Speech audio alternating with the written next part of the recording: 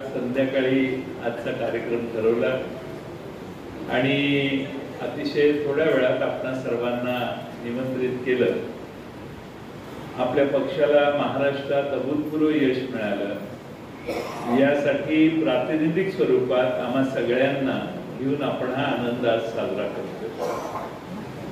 मी आपल्यातल्या काही जणांना बोललो होतो, ज्याचा चिमणभाऊंनी उल्लेख केला. सगळे होते त्यावेळी 4 आले, आता जवळपास सगळे कमी झालेले आहेत. त्यामुळे 4चे 5 झाले तरी आपल्याला आनंद आहे. 6 झाले तर उत्तमच आहे, 7 झाले तर पळेल असं होईल. पण जसे जसे महाराष्ट्रात सर्व ठिकाणी मतदान होत गेलं तशी तशी खात्री पटत गेली की आपले 7 किंवा 8 निवडून येतील. आम्हाला असं वाटायचं की इतर 2-3 ठिकाणी पडझड होईल, पण आमची पडझड साताऱ्यात झाली. याचं आम्हाला सगळ्यांना दुःख आहे. पिपाणी नावाचं एक वाद्य, तुतारी त्याला नाव दिल्यामुळं त्याच्यावर लोकांनी जास्त मतदान केलं, 37,000 आणि 35 का 34,000 सातारची आपली सीट कमी. भगरे नावाचे आपले प्राध्यापक भगरे शिक्षक आहेत, दिंडोरीला उभे होते. ते आले चांगल्या मार्जिननं, पण 1,03,000 माहीत नसणाऱ्या माणसाच्या नावाने उदय पाटील पिपाणीला माणसाने शिक्के मारले.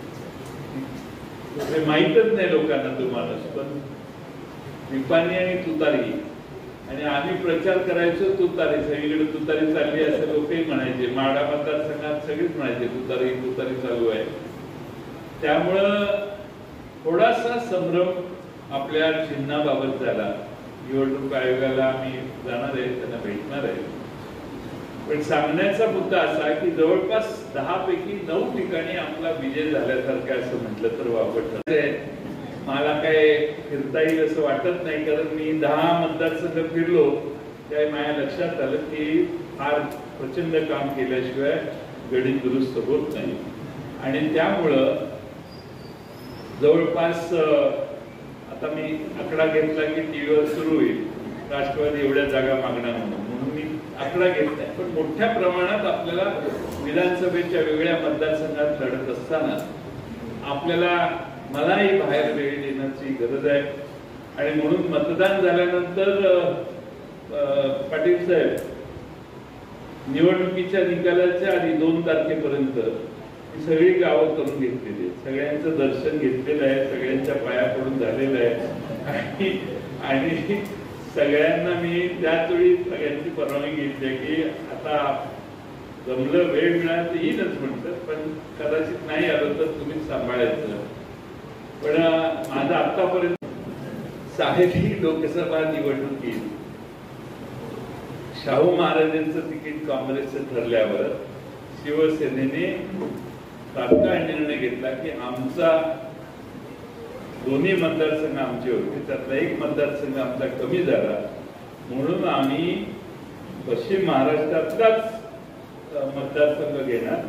आणि तो काँग्रेसचा होता, म्हणून काँग्रेसचा सांगली हा मतदारसंघ त्यांनी गडबडीत येऊन उमेदवार देखील जाहीर केला. आता उमेदवार त्यांनी जाहीर केला, आपण आघाडीचे घटक आहे म्हटल्यावर आघाडीच्या मर्यादा सांभाळायला पाहिजे. तर मी नेहमी सांगायचो मला त्या 10 उमेदवारांची माझ्या काळजी होती. माझ्या 10 कुठल्याही उमेदवारांच्यावर परिणाम होता कामा नये. आणि काँग्रेस आणि शिवसेना या दोघांनाही दुखवणं हे उमेदवार या नात्याने, कारण मी इथं कुठलीही कृती केली तरी काँग्रेस आणि शिवसेना यातले कोणी घटक दुखावले तर माझ्या ह्या 10 मध्ये कुठं असहकार झाला तर अडचण होईल. त्यामुळं दोन्ही पक्षाच्या नेत्यांना आम्ही सांगितलेलं होतं की आघाडीचा धर्म आम्ही पाळू. आघाडीचा धर्म पाळण्यासाठी मी स्वतः काही ठिकाणी सभा घेतल्या.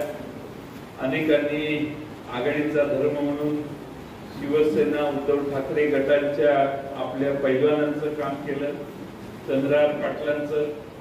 काही ठिकाणी स्थानिक प्रश्नामुळं दुसरी कामं काही लोकांनी केली. आता प्रत्येकाला काही आपण, मला एक फार वेळ नव्हता की इथं ठामपणानं सांगलीत बसावं आणि कुणी काय करावं हे सांगत बसावं. एकदा दोनदा सांगायचा मी प्रयत्न केला. उद्धव ठाकरे आलेले त्यावेळी भाषणात सांगायला नाही, याच्यासाठी डोळ्यात तेल घालून रात्रंदिवस या 10 मतदारसंघातच मी जास्तीत जास्त वेळ खर्च केला. त्यामुळे तुमच्या सगळ्यांच्याकडे माझं दुर्लक्ष झालं. त्याचा थोडासा फटका आपल्याला हातकणंगल्याला मिळाला, यात काही शंका. आपल्या सगळ्यांनी 48 गावात देखील चांगलं काम केलं. मानसिंग भाऊंच्या मतदारसंघात 9,000चं मताधिक्य आपल्याला मिळालं. मानसिंग भाऊंच्या साठी पुढच्या निवडणुकीत आपल्याला अधिक ताकदीनं लढलं पाहिजे. त्यासाठी देखील तुम्ही निश्चितपणानं काम करा. तासगाव कवठे मंकाळ काही अडचण आहे असं मला वाटत नाही. त्यामुळे या 3 जागा 100% राष्ट्रवादीच्या येतील. अजून एखाद दुसरी जागा आपल्याला मिळवायची आहे. त्यामुळं त्याच्यावर आता बोललं की काय लगेच सकाळपासून लिखाणच सुरू होतं. आता आपल्या जिल्ह्यात काय परिस्थिती आहे, थोडीशी काडी पडली, इथून हे पडलं खाली, त्याच्यावरही लिखाण होतं की जयंत पाटलांचा चष्मा का पडला, खाली उचलून घेतला. संध्याकाळी आजचा कार्यक्रम ठरवला आणि अतिशय थोड्या वेळात आपण सर्वांना निमंत्रित केलं. आपल्या पक्षाला महाराष्ट्रात अभूतपूर्व यश मिळालं. यासाठी प्रातिनिधिक स्वरूपात आम्हा सगळ्यांना घेऊन आपण हा आनंद आज साजरा करतो. मी आपल्यातल्या काही जणांना बोललो होतो, ज्याचा चिमणभाऊंनी उल्लेख केला की सगळे होते त्यावेळी 4 आले. आता जवळपास सगळे कमी झालेले आहेत. त्यामुळे 4चे 5 झाले तरी आपल्याला आनंद आहे. 6 झाले तर उत्तमच आहे. 7 झाले तर पळेल असं होईल. पण जसे जसे महाराष्ट्रात सर्व ठिकाणी मतदान होत गेलं तशी तशी खात्री पटत गेली की आपले 7 किंवा 8 निवडून येतील. आम्हाला असं वाटायचं की इतर 2-3 ठिकाणी पडझड होईल, पण आमची पडझड साताऱ्यात झाली. याचं आम्हाला सगळ्यांना दुःख आहे.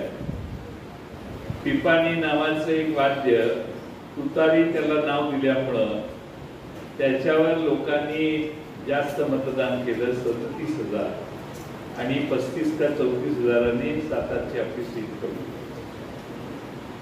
भगरे नावाचे आपले प्राध्यापक, भगरे शिक्षक आहेत, दिंडोरीला उभे होते. ते आले चांगल्या मातीनं, पण 1,03,000 माहीत नसणाऱ्या माणसाच्या नावाने उदय पाटील पिपाणीला माणसाने शिक्के मारले. माहीतच नाही लोकांना तो माणूस. पण पिपाणी आणि तुतारी, आणि आम्ही प्रचार करायचो तुतारी, सगळीकडे तुतारी चालली असं लोकही म्हणायचे. माडा मतदारसंघात सगळीच म्हणायचे तुतारी तुतारी चालू आहे. त्यामुळं थोडासा संभ्रम आपल्या चिन्हाबाबत झाला. निवडणूक आयोगाला आम्ही जाणार आहे, त्यांना भेटणार आहे. पण सांगण्याचा मुद्दा असा की जवळपास 10 पैकी 9 ठिकाणी आपला विजय झाल्यासारखं असं म्हटलं तर वावगं ठरणार नाही. त्यामुळं एवढ्या मोठ्या प्रमाणात यशापर्यंत पोहोचण्याचं काम देशात फक्त एकाच पक्षाने केलंय. जेवढी आघाडीत जागा मिळाल्या त्या जवळपास 9च्या 9 जागा निवडून आणण्याचे काम 10 पैकी करण्याचा प्रयत्न राष्ट्रवादीच्या, काँग्रेस आणि शिवसेनेच्या सहकार्याने राष्ट्रवादीच्या कार्यकर्त्यांनी त्या भागात केला. आणि त्यामुळं पुन्हा एकदा महाराष्ट्रात बऱ्याच ठिकाणी मला विचारायचे तुमचे किती येणार. मी सांगायचो 30-32.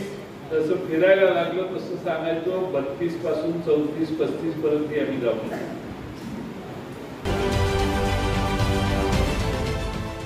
देश विदेशातील प्रत्येक घडामोडींचे लाईव्ह अपडेट मिळवण्यासाठी आता साम टीव्हीच्या सर्व सोशल मीडिया प्लॅटफॉर्मला लाईक, फॉलो आणि सबस्क्राईब करा. तसंच सर्व नोटिफिकेशनसाठी बेल आयकॉन प्रेस करायला विसरू नका.